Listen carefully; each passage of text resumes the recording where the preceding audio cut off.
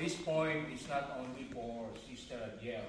This poem is dedicated to every wife of a Mason.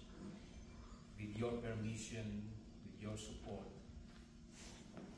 we were able to play in the field of Masonry. So without you, my dear sisters, ladies, we can do what we can do right now. So for that, thank you.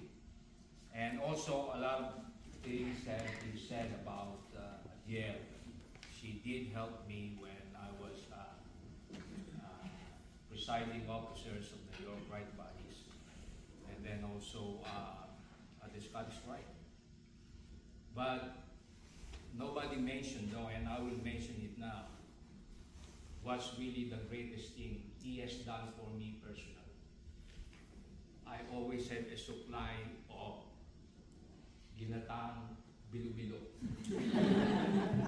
Adiel and Delia, Sister Delia, will cook once in a while, every 2 months, ginatang bilo-bilo.